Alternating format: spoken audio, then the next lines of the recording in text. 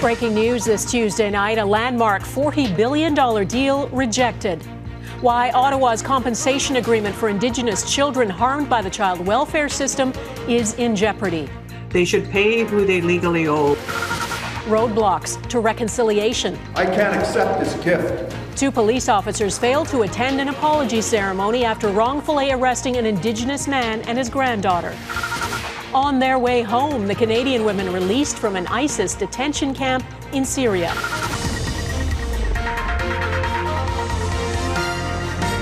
Global National with Donna Friesen.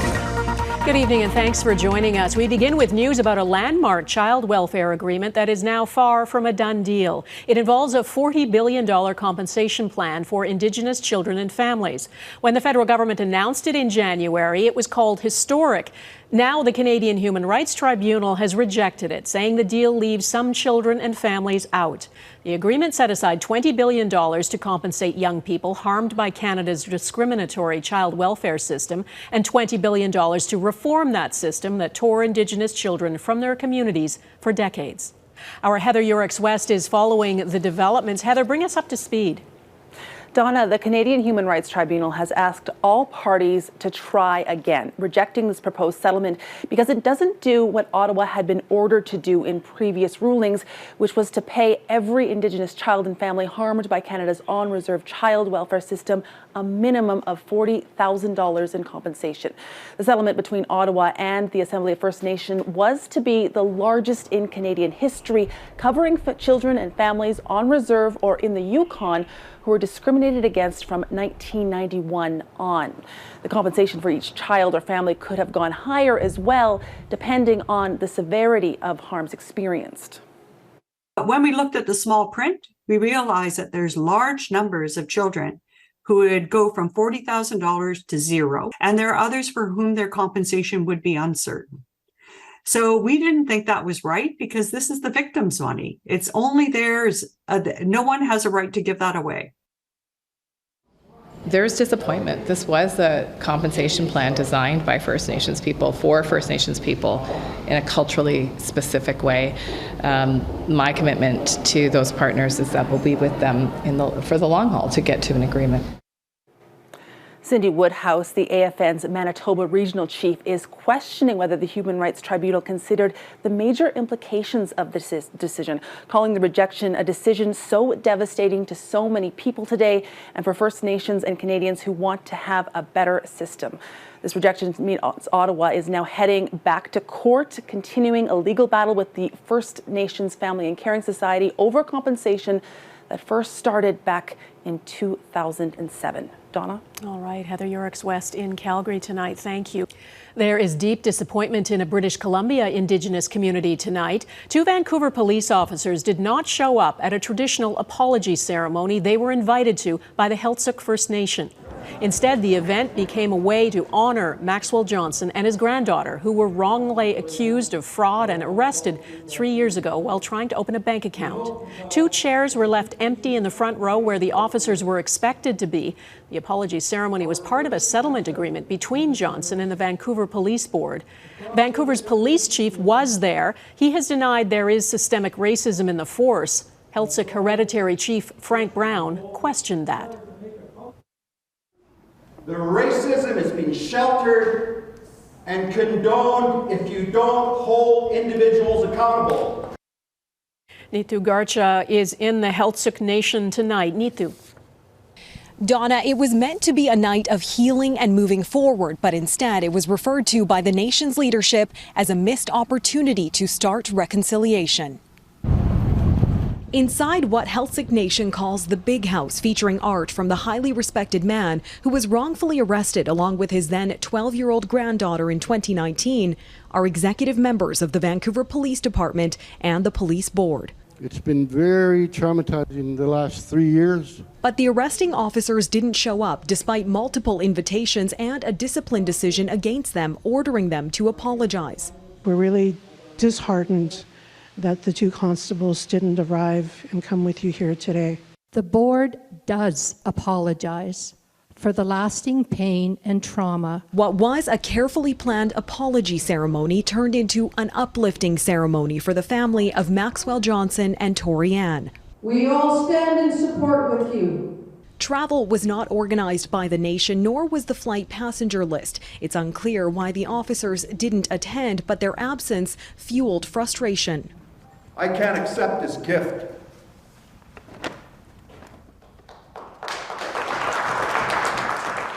The world is watching us.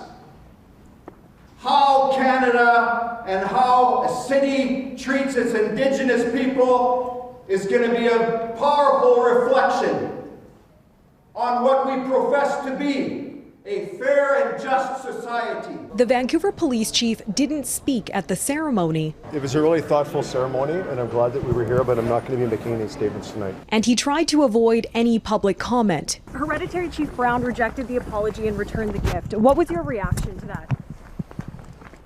No, I accept it's a very emotional time, and it's a difficult thing for sure. The nation's leaders repeatedly emphasized how their laws have been in place longer than Canadian colonial laws, and they say in order to have closure, the arresting officers need to come to the nation at a future date. In a statement, the police union confirmed the officers did not attend for personal reasons and that they did make an in-person apology after the wrongful arrests were made nearly 3 years ago. Heiltsuk Nation maintains there has never been a face-to-face apology as required by the Human Rights Settlement. Donna? All right, Neetu Garcha in Bella Bella, BC. Thanks. More evidence today in the inquiry into the federal government's use of the Emergencies Act and the so-called freedom protests in February. In an email presented at the inquiry, the RCMP Commissioner suggested not all policing options had been exhausted before the act was invoked. And as our chief political correspondent David Akin reports, the commission has also been given intelligence reports showing police were worried about attacks on Parliament Hill and that foreign actors were leveraging the convoy for their own gain. Hours before Prime Minister Justin Trudeau invoked the Emergencies Act last February, RCMP Commissioner Brenda Lucki emailed a top Trudeau government political aide saying, "I am of the view that we have not yet exhausted all available tools that are already available through the existing legislation." Obviously, that's what we thought, so this is why we are not supportive of that special law to address this specific issue. Lucki did not specify what those available tools might have been, but she did list some potentially useful new powers she thought would be available under the Emergencies Act, such as jamming cell phones and arresting people for supplying the protesters with fuel. That Lucki email is part of the evidence tabled at the Commission reviewing the decision to invoke the Emergencies Act.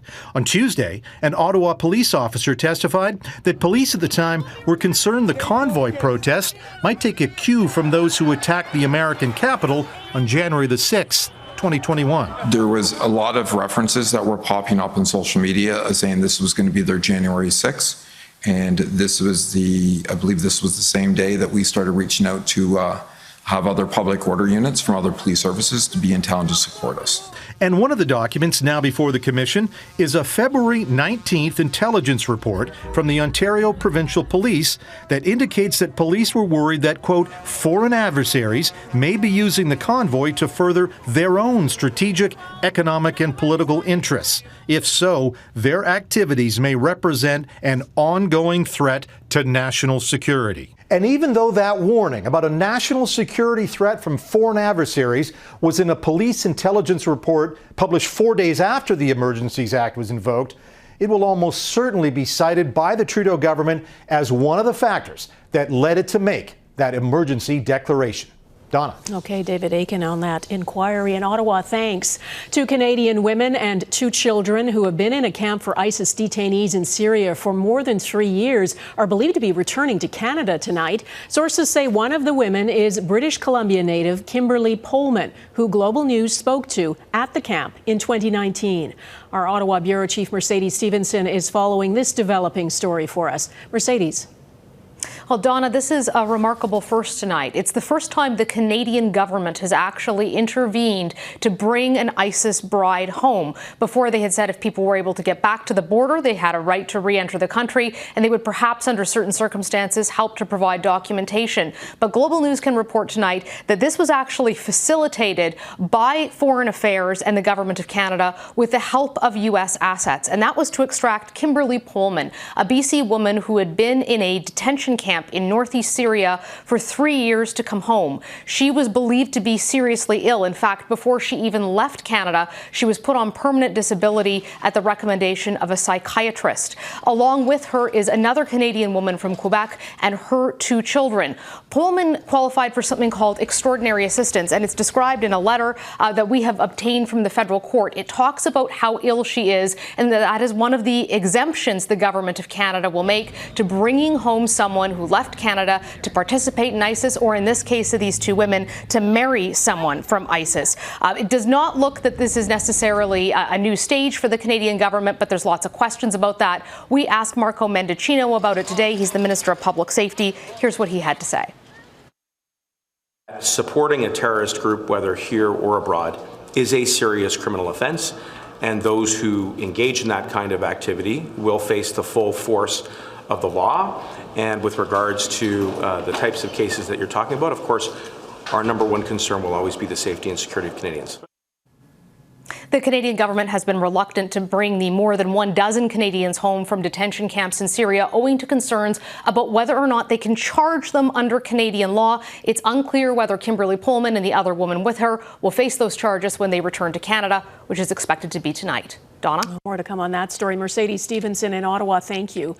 The merger between Shaw and Rogers ran into a big snag today. The federal government has set out new conditions for Rogers' proposed takeover of its rival Shaw Communications, blocking a side deal on transferring wireless assets unless it guarantees better prices for Canadians. The proposed $26 billion merger was already under fire over concerns it could mean Canadians would have less choice and could face higher prices for their cable, internet and mobile services. Industry Minister François-Philippe Champagne formally rejected the transfer of the wireless spectrum today, but did leave the door open to a revised deal. Rogers had been aiming to complete its takeover of Shaw by the end of this year. Promises from Britain's 3rd Tory Prime Minister this year. Coming up, what Rishi Sunak is going to do differently.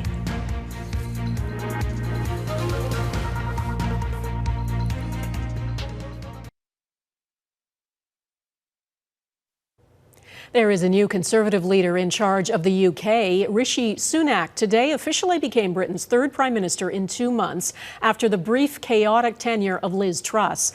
But what is he going to do differently in a country where inflation is over 10% and the economy is teetering? I will place economic stability and confidence at the heart of this government's agenda. This will mean difficult decisions to come.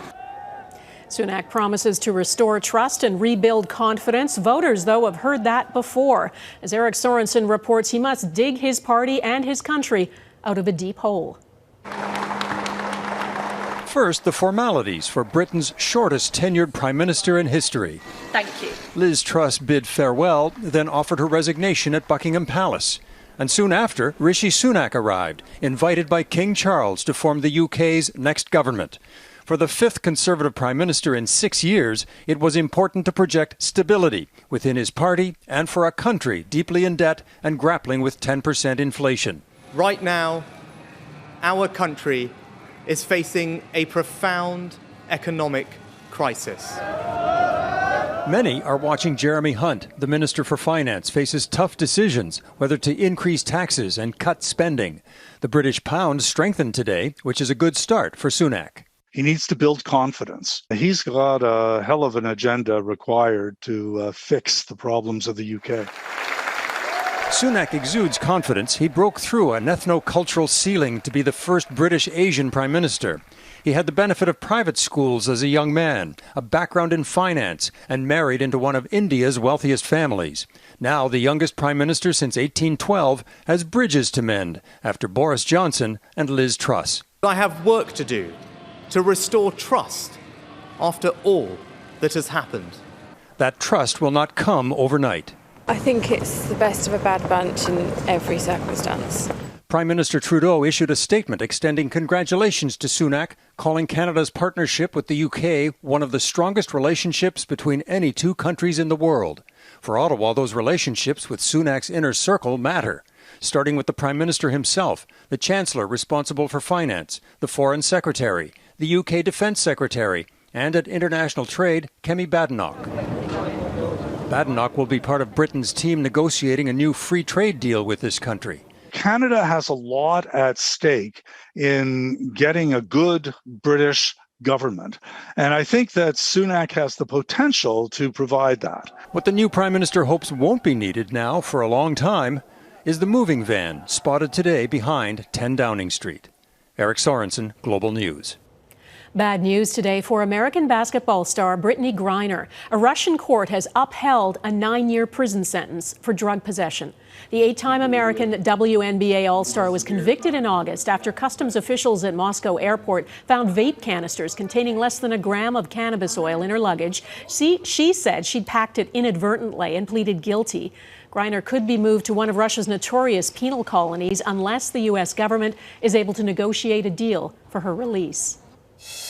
Backlash against the Bank of Canada ahead, political pressure on the eve of another interest rate hike.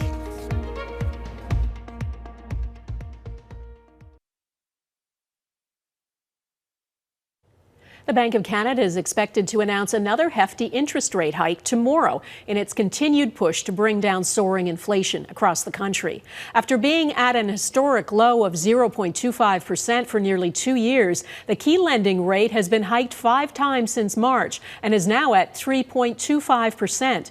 The Bank of Canada governor has signaled more hikes are coming. Tomorrow it could rise to 4%, and that would push borrowing costs to the highest they've been since 2008. It is a rapid spike some economists and now politicians are questioning. Anne Gaviola explains. The Royal Bank says that the average family will pay $3,000 more in inflation and higher interest rates. Attacks on the Bank of Canada now coming from across the political spectrum. Those increases are going to mean people are going to hurt.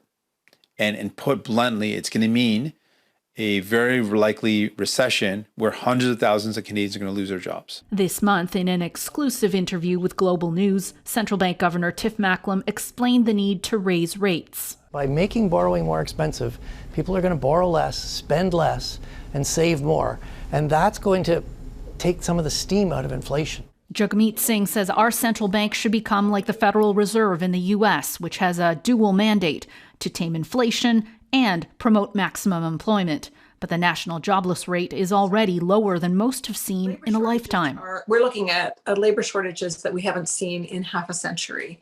And they are very broad spread across every type of skill type, every type of region. This former political science professor warns against the central bank bowing or being seen as caving to political pressure. If you undermine the Bank of Canada, what will happen is that you may have the kind of financial crisis that Britain was just thrown into. That's because investors tend to trust the central bank more than elected officials. The institution is independent, tasked with maintaining price stability.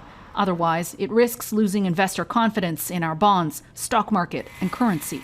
So it will probably lead to a dramatic decline in the value of the Canadian dollar. And if you think that that's going to help fight inflation, you're wrong. How high they go for how long is going to depend on the evolution of the economy and, importantly, the evolution of inflation. Rate hikes typically take up to 2 years to be fully felt throughout the economy, but already our central bank is one of the most aggressive in the fight against inflation. Anne Gaviola, Global News, Toronto.